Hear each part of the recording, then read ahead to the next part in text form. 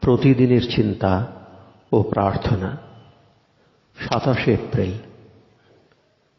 দিনের প্রধান চিন্তা। কে যথার্থ জ্ঞানী? যে জন জীবনের তুচ্ছ তাচ্ছিল্য ব্যাপার লইয়া মগ্ন, বা যিনি জীবনের সুলব্ধ আনন্দ ভোগ করিতেছেন। মুখস্থ করা যায়। হৃদয়ে আমার গাহিছে এক অজানিত নূতন সঙ্গীত, শুনি না কখনো তাহার ভাষা বলি, তবু সে জোড়ায় প্রাণ। এই সমধুর সুর করে স্নিগ্ধ মোর অন্তর বাসিরে।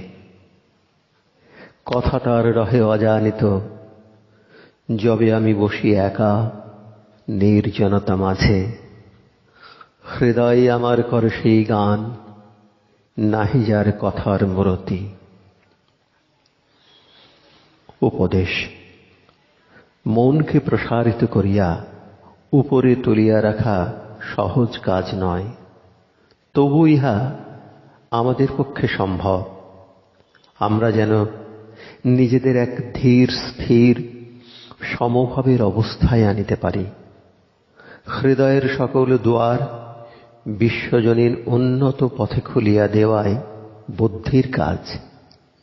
ইহার সূত্রে আমরা বৃহত্তর জীবন এবং ঊর্ধ্বগামী সুদৃষ্টি লাভ করি।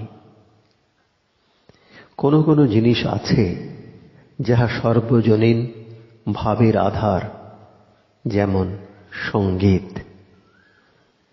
ইহা আমাদের এক মহাভাবের স্পর্শ দান করে। তাহার সূত্রে আমরা জ্ঞান ও প্রাণের ভাণ্ডারের সঙ্গে যুক্ত হই। প্রার্থনা। হে প্রভু, আমার জীবন তোমার দিব্য প্রেরণায় পরিপূর্ণ করো। ইহা যেন একমাত্র মঙ্গল ও কল্যাণ প্রসূ হয়। সকল ক্ষুদ্রতা ও সংকীর্ণতা হইতে আমাকে বিমুক্ত করো।